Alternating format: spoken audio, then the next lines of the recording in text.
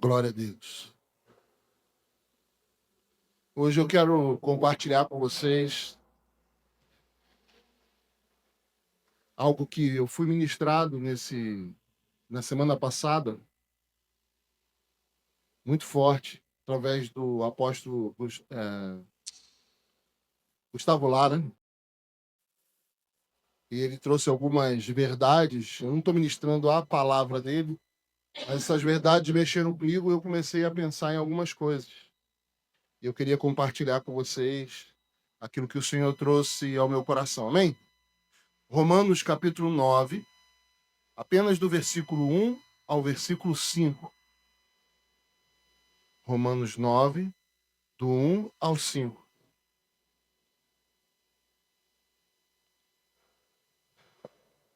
Diz assim: Em Cristo digo a verdade, não minto, dando-me testemunho a minha consciência no Espírito Santo, que tenho grande tristeza e contínua dor no meu coração,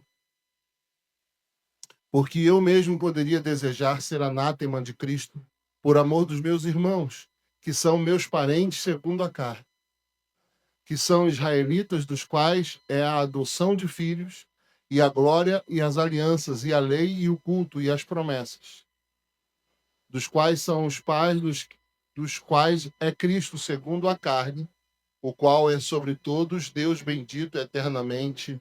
Amém. Fala conosco, Senhor, em nome de Jesus, nessa manhã. Nós te pedimos, Senhor. Aleluia. Glória a Deus.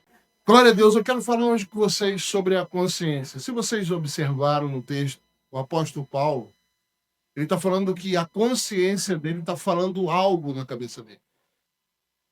Ele está se sentindo incomodado. Ele está sentindo tristeza. Ele está sentindo uma dor no coração. Ele, na minha versão, no versículo 2, diz assim: tenho grande tristeza e incessante dor no coração. E quem colocou essa tristeza? E quem colocou essa dor no coração dele? A sua consciência. Ele fala, a minha consciência no Espírito Santo. A consciência de Paulo estava levando ele a um desconforto, para que ele pudesse, então, se posicionar espiritualmente. A consciência de Paulo no Espírito Santo. Porque a consciência é a conexão entre o Espírito Santo e o homem. A sua consciência. Dentro de você, você tem uma consciência. Essa consciência, ela fala com você. Ela manifesta desejos. E ela pode ser uma consciência, segundo Paulo, no Espírito Santo. Significa que se existe uma consciência no Espírito Santo, existe uma consciência na carne. Você... Ai, melhorou de repente? Piorou? Que louco. Você tem uma consciência. E essa consciência pode trabalhar em favor do que Deus acha, ou essa consciência pode trabalhar em favor do que você acha. E eu quero falar um pouco sobre a consciência hoje. Primeiro, despertar você que os seus pensamentos são fruto da sua consciência, das informações processadas. Antes que venha o pecado, a sua consciência, ela se manifesta. Você não peca sem querer. Ai, pequei sem querer. Não funciona assim.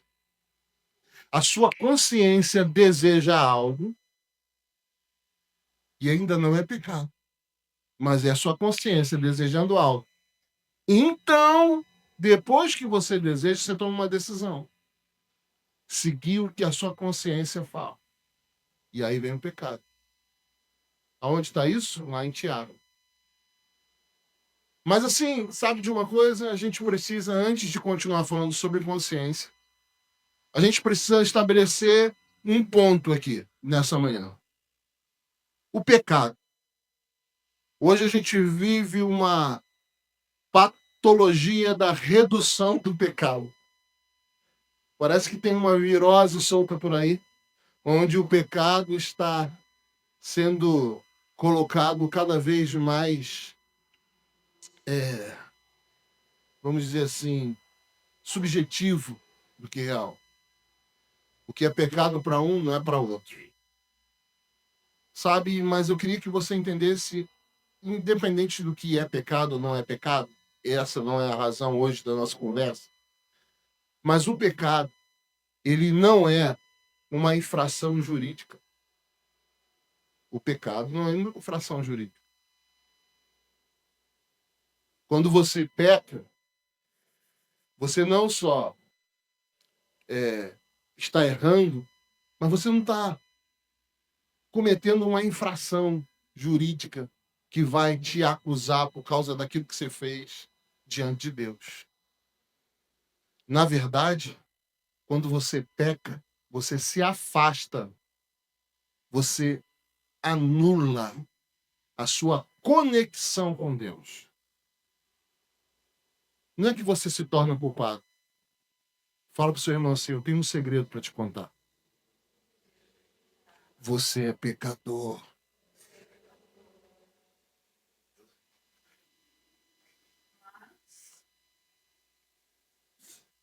Eu sou pecador. Eu sou pecador. Só que eu tô com o microfone, então. Você é pecador. E se você andar certinho e não pecar, não muda o fato de que você ainda precisa desesperadamente da cruz. Você é pecador. E quando você peca, você, como eu falei, não é que você entra num júri, né? Mas você se afasta de Deus. Você se afasta daquilo que traria, vamos dizer assim, a liberdade para você caminhar. Porque o pecado, na verdade, ele danifica a nossa relação com Deus. E sem Deus, nós já estamos condenados. Sem Cristo, nós já estamos condenados. Por isso eu queria que hoje você entendesse que o pecado, na verdade, ele reduz tudo que toca.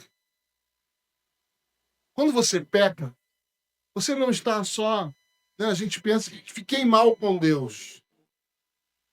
Você sabe que o amor de Deus, ele não está ligado ao que você faz de certo ou de errado. Porque se fosse isso, a gente estava frito. O amor de Deus é incondicional. Ele foi uma decisão que ele tomou e ele já fez. Mas o que o pecado faz? O pecado, ele reduz tudo o que toca. Quando o pecado toca a nossa mente, ele reduz a nossa maneira de pensar. Quando o pecado toca o nosso sentir, reduz a nossa maneira de ver a vida. O pecado reduz a capacidade de enxergar Deus. O pecado nos afasta de Deus. O pecado nos rouba a comunhão. O pecado nos rouba a conexão com Deus. A conexão. Imagina, o Jesse ficou milionário. Trilionário. E aí o Jesse falou assim: gente, a minha comunidade vai ficar rica junto comigo.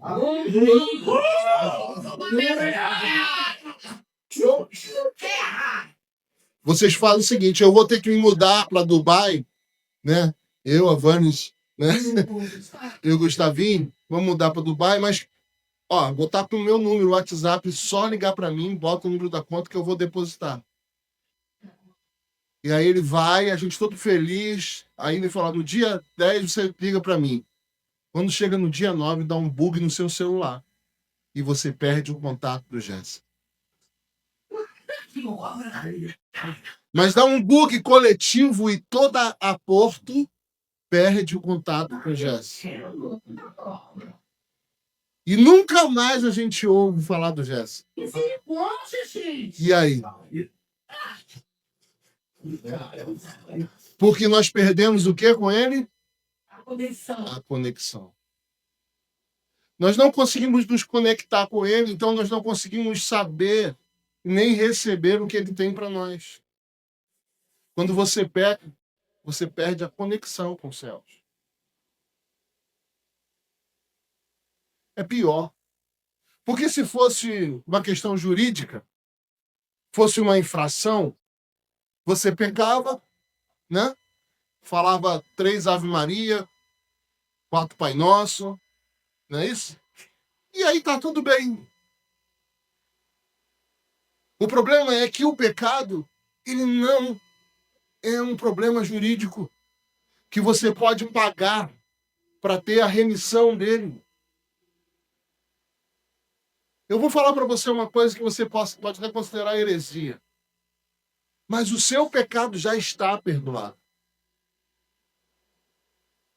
O que você vai pecar amanhã já está perdoado. O que você acha dessa imagem aqui? Estou colocando minha cabeça na forquilha aqui. O que você acha dessa imagem? O cara vive uma vida santa. E ele está dirigindo o carro dele, alguém dá uma fechada e ele. E aí bate outro carro e ele morre na hora. Ele morreu pecando, não morreu? E vai. É forte pensar que ele só vai ser salvo se ele estiver certinho. Isso é heresia. Eu não estou falando que todo mundo tem que pecar, né? Eu não estou falando que você tem que andar pecando, que isso vai. Mas a Bíblia fala, João fala, para que a gente não peque. Mas se a gente pecar, a gente já tem um bom advogado. A questão não é essa. A questão é a conexão. Quando você peca, você perde a conexão com Deus. E se você não volta nessa conexão, você pode perder muito mais. Não sei qual é a sua linha teológica. Salvação se perde, salvação não se perde. Não vou entrar nessa briga, mas se você for de qualquer linha e a linha da salvação se perde, for certa, você está frito. Quem está entendendo? Porque então a gente vai perdendo a conexão com Deus. A conexão com Deus. A gente precisa entender isso. Vocês estão entendendo sobre o pecado? O pecado, ele é gerado na sua consciência. Ele é gerado antes. Você ouve ou o espírito, ou você ouve a sua concupiscência, a sua carne. Certo? E a gente criou uma historinha nas igrejas. A gente transformou a igreja num grande consultório psiquiátrico, onde a gente vira e fala assim: tadinho do pecador. Foi o pai dele. Tadinho do pecador. Foi porque ele nasceu e foi abusado. Tadinho do pecador. O passado dele. Tadinho, tadinho. A gente fica, então, chamando o pecado de pecadinho, do coitadinho, do tadinho, do crentinho. Eu vou dizer para você, Deus não morreu na cruz para você ter uma vida de tadinho. Deus morreu na cruz para você ter uma vida extraordinária. Você não é um pobrezinho. O problema não é o seu passado. O problema é quem você está ouvindo. A sua carne ou o Espírito Santo. Quando a gente ouve a nossa carne, não tem conversa. Vai dar ruim. Vai dar ruim. Por isso, eu queria, apesar de estar falando sobre coisas pesadas, eu queria também tirar uma coisa. A questão não é quem é culpado. Porque a culpa, uma penitência, uma vitimização, ela ignora a cruz. Sabe de uma coisa? Tem algumas pessoas que quando erram, e alguma coisa ruim acontece, ela fica até aliviada. Porque aconteceu uma coisa ruim e falou assim: ufa, já paguei pelo que eu fiz. Porque a gente considera o pecado uma questão jurídica. O pecado é uma questão relacionamental, relacional. Então, a verdade é que o apóstolo Paulo está falando que ele estava pensando e, de repente, a consciência dele no Espírito Santo levou ele a pensar sobre os seus irmãos e ele ficou profundamente triste. Uma das coisas que acontece quando você está ouvindo a consciência do Espírito, uma das coisas que acontece, não é sempre isso, mas uma coisa muito forte, é que uma tendência quando você ouve o Espírito é que você passa a pensar mais nos outros do que em você. E aí você sofre pelos outros. Ele começou a sofrer pelos seus irmãos de Israel. E como eu sei que a consciência é a consciência da minha concupiscência, do meu desejo, da minha carne, é que eu penso só em mim. Então, se a Simone e a Samara não me respeitam, eu me sinto desrespeitado, a minha consciência vai me levar a dar para elas o meu desassossego, porque a minha consciência ficou irritada. Quando acontece qualquer coisa errada que eu me sinta prejudicado, eu vou fazer o que tiver que fazer, mas baseado no que é bom para mim. Teve um coroa que bateu no meu carro tem alguns dias. E ele tá me enrolando para consertar o carro. Peguei só o número dele, confiei, ele tinha cara de bonzinho. E ele falou que vai agora fazer só quando sair o 13º, primeira parte do 13º dele dos aposentados, que agora é setembro. Eu não deixei minha consciência controlar. O que eu posso fazer? Eu posso brigar com ele, eu posso gritar com ele. Mas tem algumas coisas, cara, que você pode se irritar, mas não vai mudar. A questão não é que você não tem razão para ficar irritado. A questão não é que você não tem razão de ficar chateado. A questão não é que você tem razão para se sentir desconfortável. A questão não é que você tem razão para desistir. A questão não é que você tenha razão para destruir alguma coisa. Você pode ter razão. Agora, o que essa razão vai fazer você fazer? Uma coisa que vai afetar de forma divina a terra ou algo que vai destruir você, as pessoas que estão perto de você. A nossa consciência, quando está ligada à nossa concupiscência, ao nosso desejo, ela destrói e nos afasta de ouvir o que Deus quer. A gente só consegue ouvir o que a gente quer. E é por isso, por essa razão, por não ter uma consciência pura, que a gente erra tanto. Porque a gente começou olhando para o pecado como uma questão jurídica e não como uma questão de relacionamento. A gente pensa que o pecado nos separa de Deus e a gente pensa nas bênçãos que a gente vai perder por causa disso. Quando, na verdade, a gente deveria estar pensando que, caramba, o pecado me afasta de Deus. Eu vou perder um amigo. Vocês estão entendendo o que estou falando? Porque o lugar onde o Espírito Santo se comunica é na sua consciência. Uma consciência limpa permite que você ouça a voz de Deus, enquanto a consciência suja dificulta essa percepção. Quanto mais pura a sua consciência, mais clara vai ser a voz do Espírito. E a graça de Deus se manifesta onde? Na sua consciência. A graça de Deus é uma força ativa que limpa a tela da consciência e calibra a realidade pela perspectiva do alto. Se você olhar no versículo, ele fala: digo a verdade em Cristo, não minto, testemunhando comigo no Espírito Santo a minha própria consciência. Coloca o primeiro versículo de novo aí pra gente. Em Cristo digo a verdade, não minto, dando-me testemunho a minha consciência no Espírito Santo. Ou seja, olha que interessante, é um testemunho duplo. Ele está falando que a consciência dá para quem? Dá para quem? Para ele. Então tem a consciência e o eu. É uma voz que está dentro da gente. É uma conexão, ou com o nosso desejo ou com Deus, dentro de nós. Primeiro é o testemunho do indivíduo, e o segundo é o testemunho do Espírito Santo. Sabe, testemunhar é testemunhar junto com, é confirmar.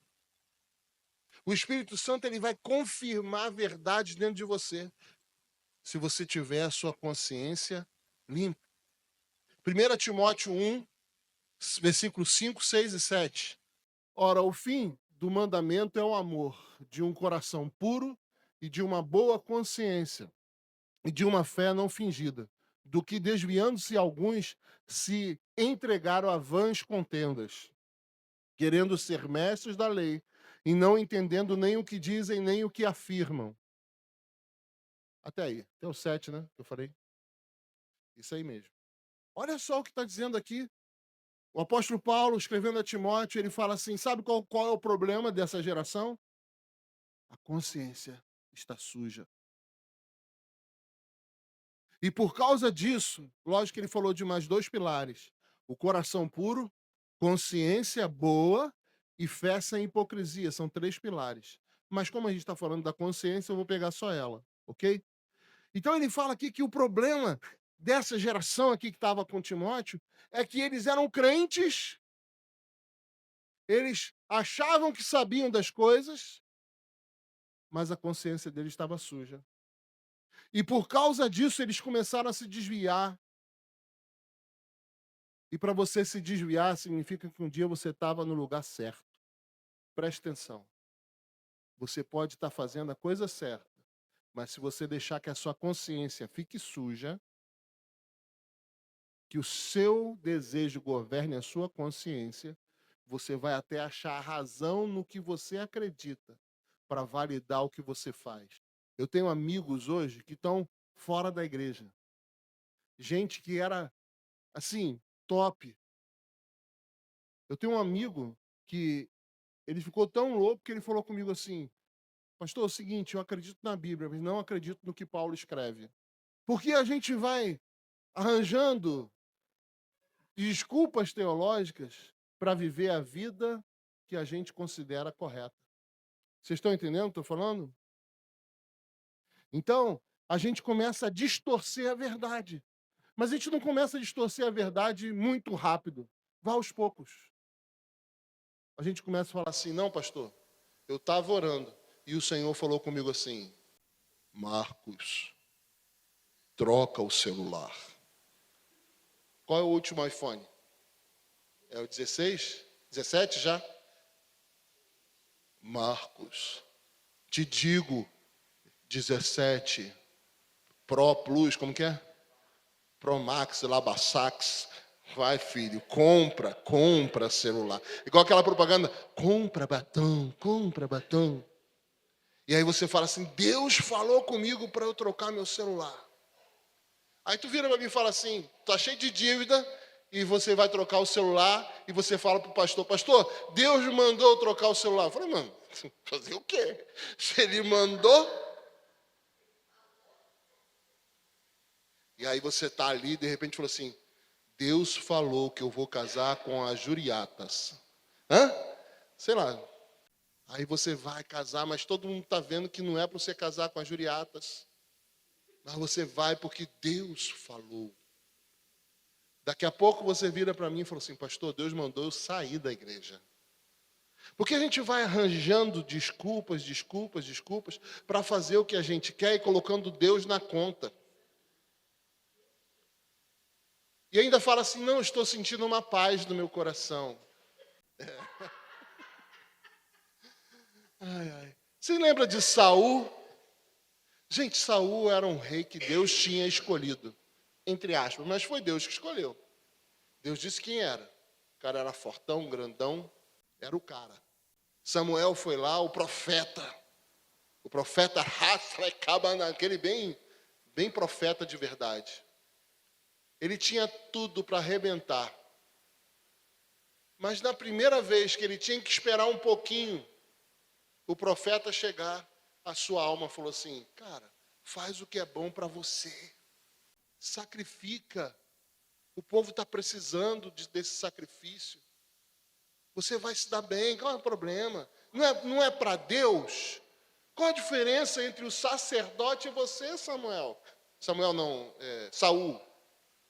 Qual a diferença? Você acha que foi o diabo que falou isso para ele? O diabo pareceu... Não, é o desejo de Saul. Qual é o desejo de Saul que está dentro do teu peito aí? A gente começa a distorcer a verdade na nossa consciência. E é interessante que o apóstolo Paulo era o cara que falava muito sobre essa questão da consciência. Olha o que ele diz em Romanos 1:9. Porque Deus, a quem sirvo em meu espírito no evangelho de seu Filho, me é testemunha de como incessantemente faço menção de vós. Gente, porque Deus... Puxa, obrigado, Gelson. Valeu. É minha testemunha. Pergunta para a pessoa que está do seu lado aí. Pergunta para ela assim: e aí, Deus pode vir testemunhar a sua vida agora? Pergunta para ela.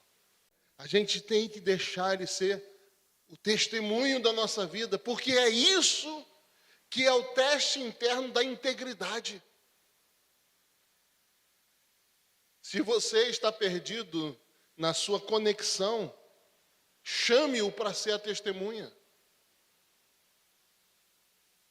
Você sabe que quando você vai, tem um espaço, como a igreja aqui, né, por exemplo, o certo é você chamar os bombeiros, eles vêm fazer uma fiscalização. Eles vão, então, testemunhar o que está faltando. E talvez alguém possa falar assim, não, mas, cara, desnecessário, apenas para roubar dinheiro da gente. De certa parte é, mas de outra parte não. Porque se houver um incêndio, aquilo que você adequou, que os bombeiros mandaram você adequar, pode salvar a sua vida e os seus bens. Então, chamar o testemunho de alguém pode salvar você. Chama o testemunho do Senhor, porque Deus é minha testemunha. Será que a minha consciência tem paz quando coloco Deus como testemunha? Sabe, você não precisa de elogios. Os elogios são bons, gostosos, mas é igual bala. Você chupou, ficou mais gordo porque ela tem doce e ela acaba. O que fica de fato é quem você é, não o que os outros acham acerca de você. Abre em Hebreus 9:14. Quanto mais o sangue de Cristo, que pelo Espírito Eterno se ofereceu a si mesmo imaculado a Deus, purificará as vossas consciências das obras mortas. Fala comigo, purificará. Vou ler de novo. Purificará as vossas consciências das obras mortas. Para quê? Para servires ao Deus vivo. Ou seja, para eu servir ao Deus vivo, eu tenho que ter o quê? A consciência pura. A minha consciência, ela precisa estar com o testemunho de Deus para eu servir a Deus.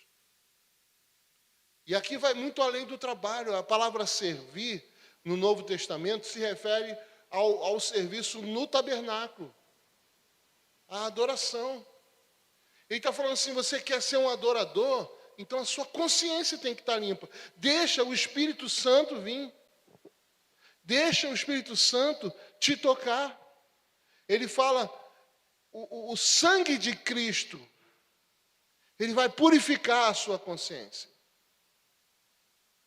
É o sangue de Cristo, é a ação da cruz, é o que Jesus fez. Ou seja, você não precisa temer diante dessa palavra. Você só precisa se conectar com o Espírito Santo de Deus. Significa que quando você começar a fazer algumas coisas, vai haver duas influências na sua consciência. A influência do Espírito e a influência da sua própria carne. E eu quero te dizer uma coisa. antes de errar, você tem tempo de ouvir as duas. E aqui eu quero colocar um ponto muito importante. Preste atenção em mim, ó. Todo mundo preste atenção agora. Um ponto muito importante. Não importa como você veio até aqui. O que importa é o daqui para frente. Deus está falando assim: aprenda a se conectar com o Espírito e a entender o que a sua carne está dizendo para você. Sabe quando Pilatos lava a mão? É interessante aquela figura, porque aquela figura de lavar as mãos, ele estava falando assim: eu não tenho nada a ver com isso. Eu estou me purificando do que foi feito. Quando o sacerdote oferecia sacrifício pelo povo, ele sujava as mãos. E ele limpava na bacia de bronze, né, o seu corpo, como que dizendo a mesma coisa. Eu não tenho nada a ver com esse pecado. Eu sou só um oficiante. Agora, quando Jesus, ele falou de limpar alguma coisa, se reparou que ele não limpa outra parte do corpo a não ser os pés? Porque ele estava dizendo: olha, você precisa se comprometer no caminho que você está caminhando e se lavar sempre. Você precisa se comprometer, assumir a responsabilidade. Quando Jesus ele apresenta a bacia para lavar os pés, a gente podia chamar aquela bacia da autoridade. Ele, que era o maior, estava lavando os pés dos menores. Ele estava ensinando para a gente como que funcionava. Ele estava falando: se comprometa em lavar o seu irmão. Se comprometa, faça parte. Sabe de uma coisa? Para você ter uma consciência no Espírito, eu vou dizer uma coisa para você. Você vai ter que se comprometer com a sua comunidade de fé. Você vai ter que se comprometer com pessoas que estão na sua sociedade. Você vai ter que se comprometer com as pessoas da sua família. E isso vai sujar os seus pés várias vezes. Não adianta lavar as mãos como Pilatos. Como que dizendo: eu não tenho nada a ver com isso. Deus está falando assim: você vai ter que lavar os pés. A sua consciência precisa estar limpa, você vai ter que trabalhar nisso. Porque você vai ser chamado pela sua consciência, no Espírito, a cuidar de pessoas sujas, a tratar de assuntos difíceis, a falar coisas que você não queria falar, a lidar com sentimentos que você não queria lidar, a não abrir mão de algo que você entende que é o correto, mesmo que isso seja doloroso para você. Ter a consciência limpa é se comprometer com a fé.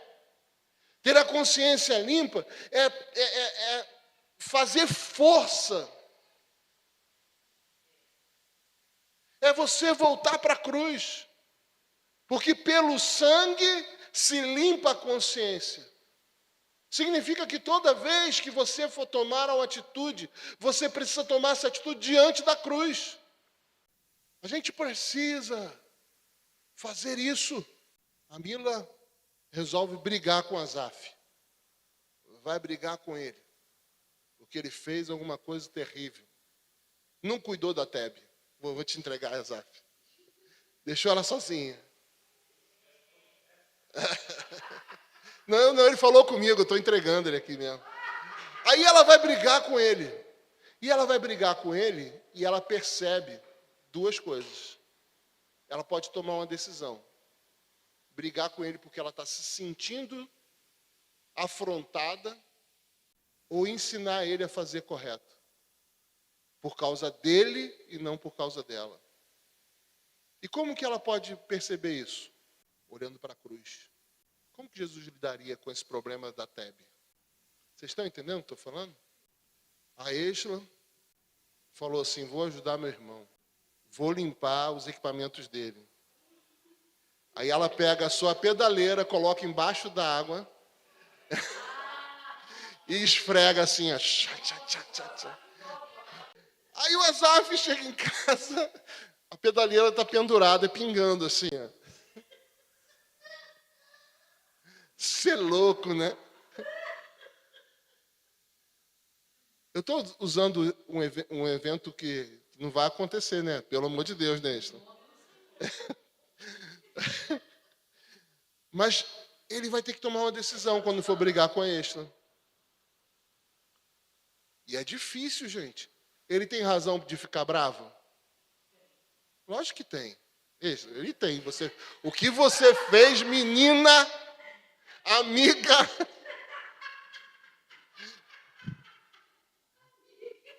Ele tem razão de ficar bravo contigo, mas vai adiantar. Vai destruir o relacionamento dele com a irmã por causa de uma pedaleira. Foi terrível o que ela fez. A pedaleira, gente, é cara. Ela estragou, ela jogou dinheiro no lixo. Ela fez o Asaf perder dinheiro, perder tempo, porque ele vai ter que conseguir tudo de novo para comprar a pedaleira. Ele acabou com os rolês da banda. Acabou com os Obed. Imperdoável o que ela fez. Olha só. O Asaf vai ter que tocar violão aqui na igreja, porque não tem mais como tocar guitarra. Tem razão para ele ficar bravo? Tem. Mas se ele olhar para a cruz, ele vai perceber que apesar da Extra ter feito algo terrível, ela vale mais do que a pedaleira. E no final ele vai brigar não é nem pela pedaleira e nem para que a Extra entenda que não se joga água em equipamento eletrônico. É por causa do seu sentimento em relação à perda que ele sofreu. Agora me diz uma coisa, se você for sincero. Às vezes que você brigou com as pessoas que estão perto de você, você brigou para estabelecer um lugar de entendimento, tornar o lugar um lugar elevado, ou você brigou por causa do que você estava perdendo? Olhar para a cruz é lavar os pés. Nesse caso, o Asaf, lógico que é uma coisa esdrúxula, tá? Estou só colocando para a gente entender. O Asaf tinha que pegar uma bacia e lavar os pés da irmã. É isso, é se comprometer e falar assim, Extra, você vale mais para mim do que a pedaleira. Obrigado por você ter tentado lavar a minha pedaleira, mas não é assim que funciona. Não faz mais isso não, tá bom, querida? Mas eu te amo e essa é uma prova de amor que eu quero te dar. Eu não vou ficar bravo com você, nada vai mudar entre a gente, né? Só que daqui para frente eu não lavo mais louça, só você. Não mudou nada. Eternamente lava a louça. Vocês estão entendendo o que eu estou falando? A consciência, gente, faz a gente tomar decisões terríveis e depois a gente fica num ambiente que a gente não gosta de estar e ainda acusa as pessoas que nos aborreceram, quando na verdade a gente gerou aquele ambiente porque a gente não parecia com Cristo. A gente pareceu com a gente pareceu com o que a gente gosta. É complicado isso, hein? Mas essa é a marca da maturidade, a consciência. Essa é a diferença entre uma criança e um adulto. A criança, se você pisar no pé dela, ou ela te morde ou ela chora. Ou talvez nunca mais fale com você. Mas um adulto. Eu sou o cara, quando eu era pequeno, eu era reativo.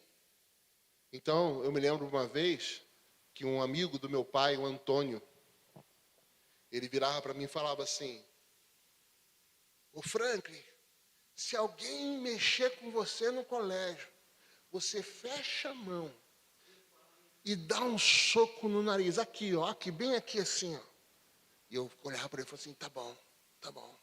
E ele ficou falando isso para mim, me ensinando, a gente testava, ele mandava dar soco na mão dele e tal. Aí teve um dia que a gente estava na Kombi, meu pai estava dirigindo na frente, estava eu e o Antônio atrás. E o Antônio começou a me encher. 3 Antônio, eu, meu pai, acho que esse foi o problema, tinha muito Antônio num lugar só.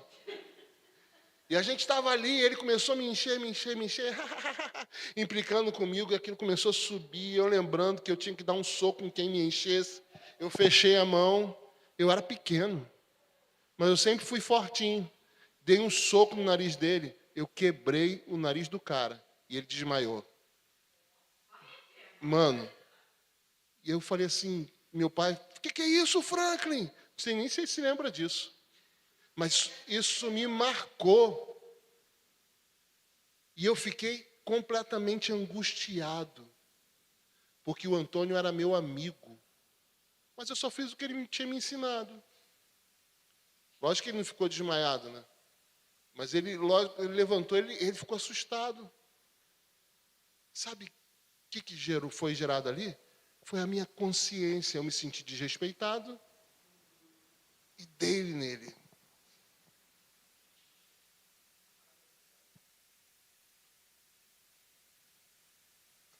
A Vanes e o Jesse, vou dar para vocês um testemunho.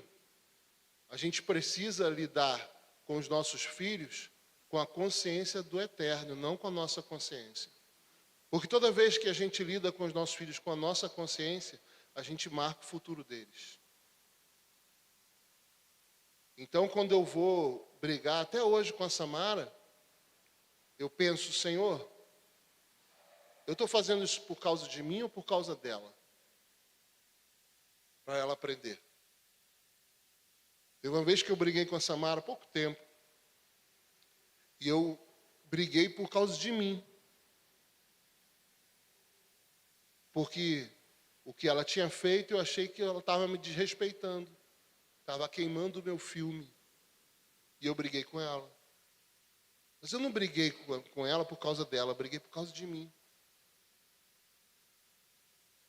Batata. Porque assim como vocês, eu também estou aprendendo. O Senhor falou comigo assim, você precisa pedir perdão. Você precisa restituir. Porque o ambiente que foi gerado por causa daquilo não foi um ambiente de transformação, mas um ambiente de dor. Vocês estão entendendo o que eu estou falando ou não? A consciência é a maturidade. É quando eu saio do meu para o nosso.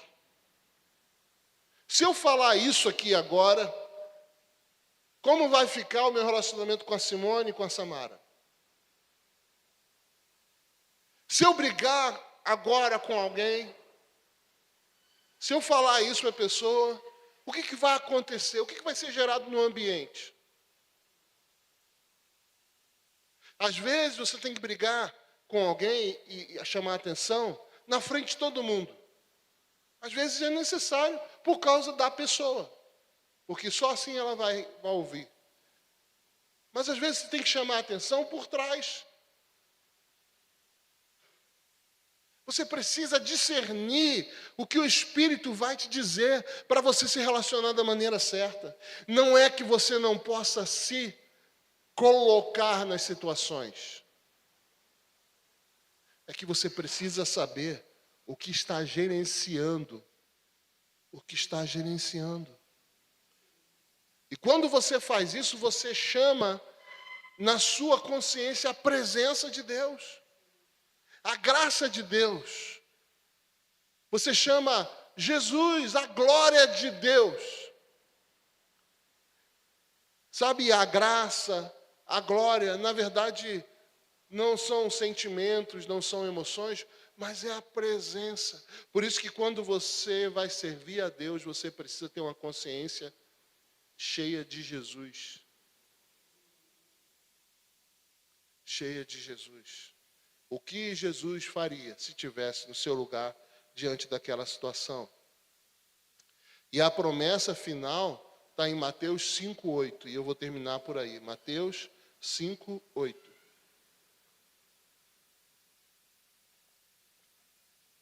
Bem-aventurados limpos de coração, porque eles verão a Deus. Bem-aventurado os limpos de coração, aqueles que têm a sua consciência limpa, porque eles vão ver a Deus, porque eles vão manifestar a glória de Deus. Os limpos de coração, eles vão ver a Deus, eles vão manifestar a glória de Deus, eles vão transmitir Deus. Só os limpos de coração, aqueles que têm uma consciência limpa. Se a sua consciência não estiver limpa, você não manifesta a Deus. Mesmo que você faça tudo certo. O que é a hipocrisia? É alguém que faz o correto com a consciência suja.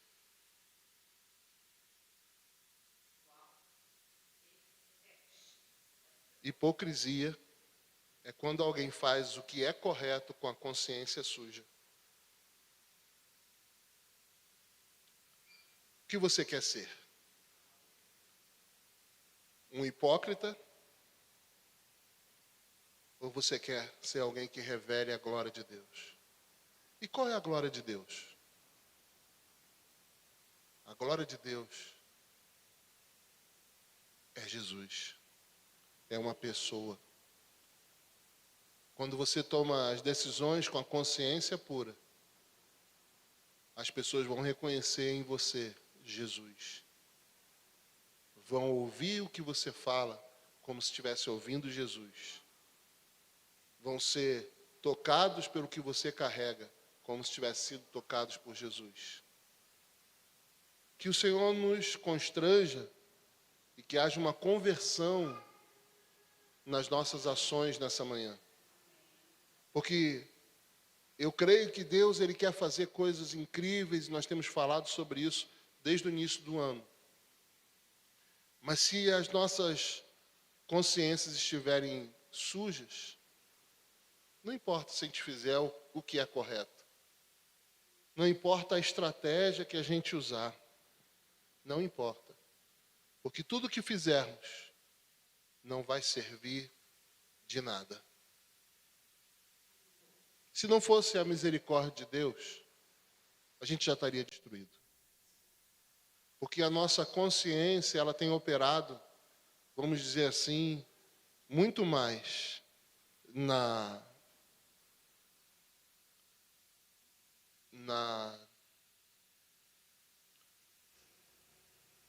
concupiscência da carne do que na ação do Espírito Santo. Vocês estão entendendo o que eu estou falando?